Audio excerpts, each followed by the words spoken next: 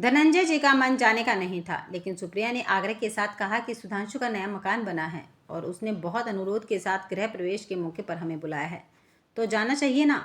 आखिर लड़के ने मेहनत करके यह खुशी हासिल की है। अगर हम नहीं पहुंचे तो दीदी व जीजा जी को भी बुरा लगेगा। पर तुम्हें तो पता ही है कि आजकल मेरी कमर में दर्द है, उस पर गर्मी का मौसम है। ऐसे में घर से बाहर जाने का मन ही नहीं करता है। हम एसी डब्बे में चलेंगे, टिकट मंगवा लेते हैं, सुप्रिया बोली।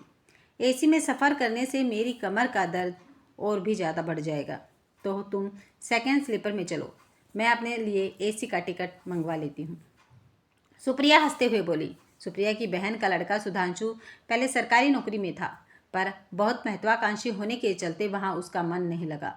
जब सुधांशु ने नौकरी छोड़ी तो सबको बुरा लगा।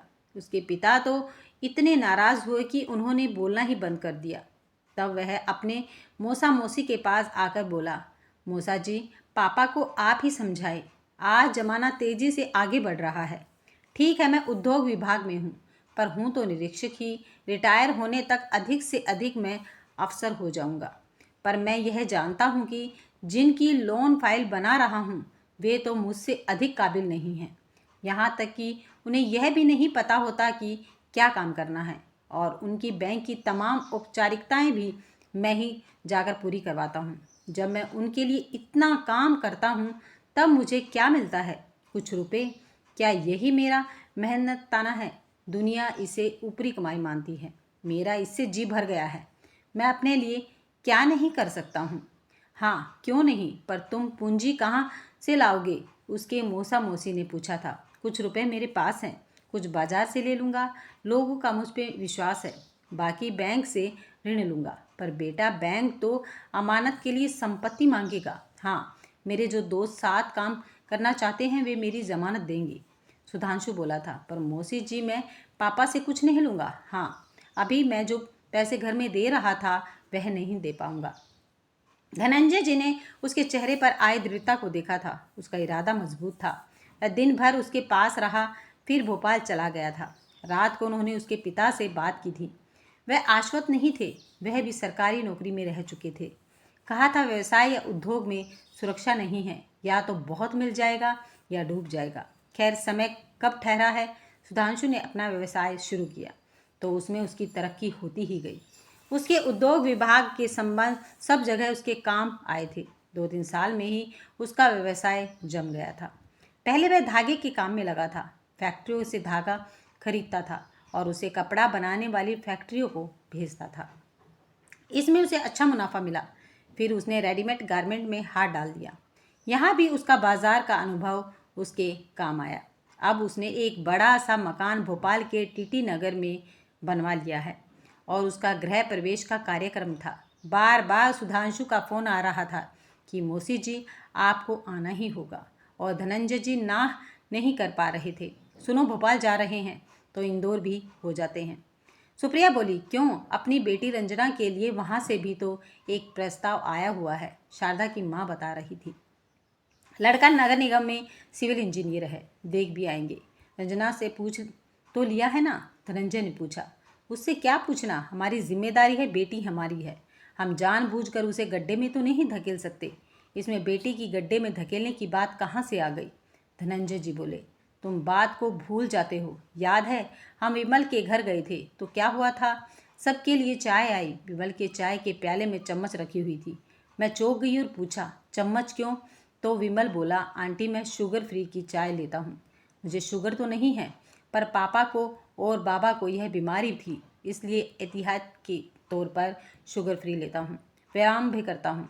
आपको रंजना ने नहीं बताया? ऐसा उसने कहा था। लड़की को बीमार लड़के को दे दो। अरे, अभी तो जवानी है, बाद में क्या होगा? यह बीमारी तो मौत के साथ ही जाती है, मैंने रंजना को कह दिया था। भले ही विमल बहुत अच्छा है, तेरे साथ पढ़ा लिखा है, पर मैं जानबूझ कर है जिंदा मक्खी नहीं निगल सकती। पत्नी की बात को हूँ के साथ खत्म करके धनंजय जी सोचने लगे। तभी अब भोपाल जाने को उत्सुक है, ताकि वहाँ से इंदौर जाकर रिश्ता पक्का कर सके। अचानक उन्हें अपनी बेटी रंजना के कहे शब्द याद आए। पापा चलो, यह तो विमल ने पहले ही बता दिया था। वह ईमानदार है और वास्तव में उसे कोई बीमारी भी नहीं है। पर मान ले, आपने कहीं और मेरी शादी कर दी और उसका एक्सीडेंट हो गया, उसका हाथ कट गया, तो आप मुझे तलाक दिलवा देंगे? तब वह बेटी का चेहरा देखते ही रह गए थे। उन्हें लगा सवाल वही है जिससे सब बचना चाहते हैं।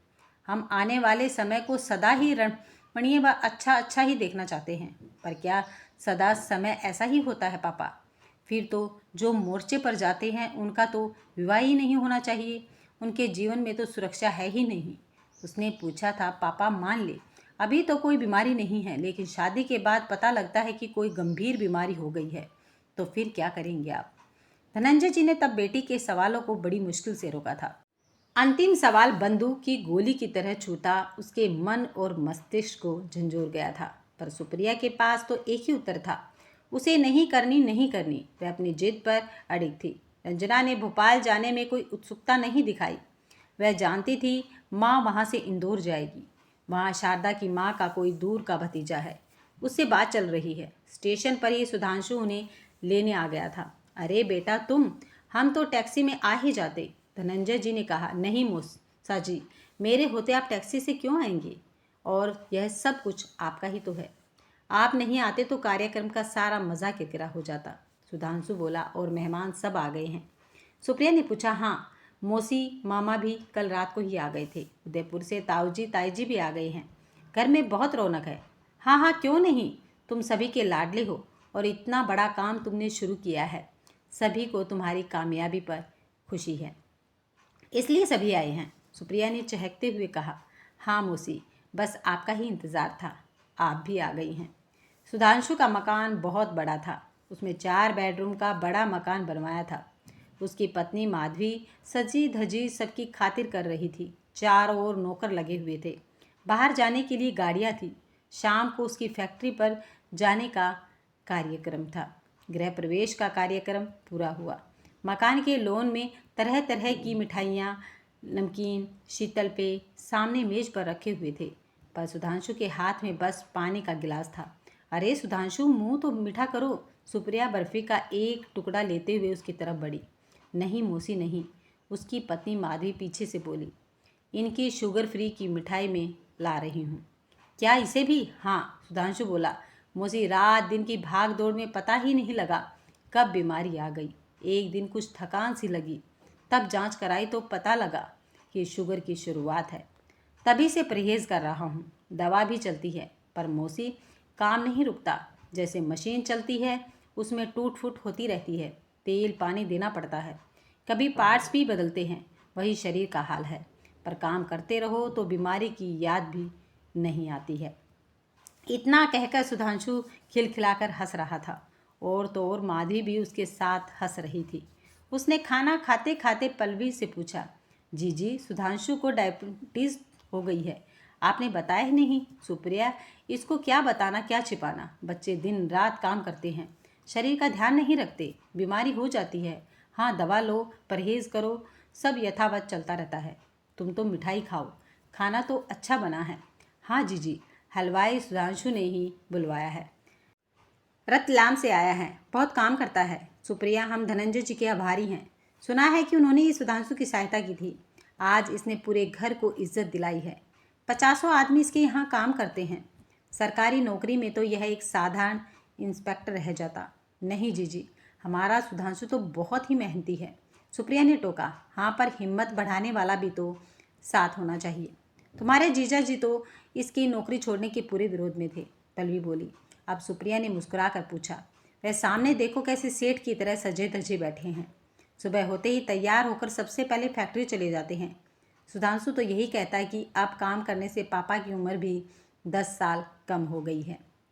दिन में 3 चक्कर लगाते हैं, वरना पहले कमरे से बाहर ही नहीं जाते थे।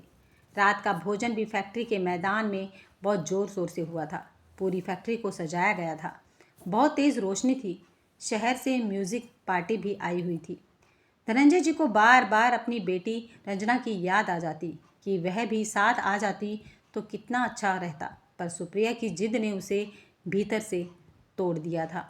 सुबह इंदौर जाने का कार्यक्रम पूर्व में ही निर्धारित हुआ था, पर सुबह होते ही धनंजय जी ने देखा कि सुप्रिया में इंदौर जाने की कोई उत्सुकता ही नहीं है।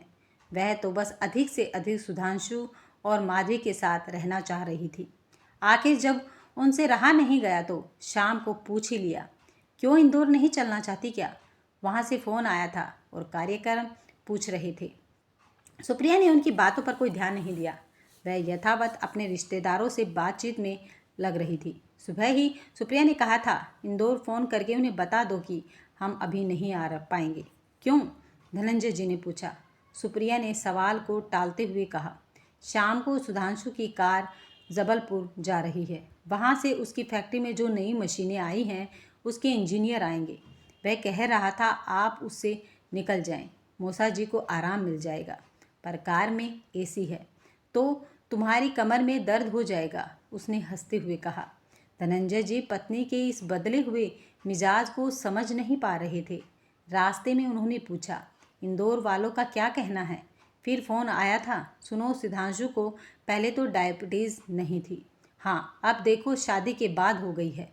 पर माधवी बिल्कुल निश्चिंत है, उसे तो इसकी तनिक भी चिंता नहीं है। बस सुधांशु के खाने और दवा का ध्यान दिन भर रखती है और रहती भी कितनी खुश है।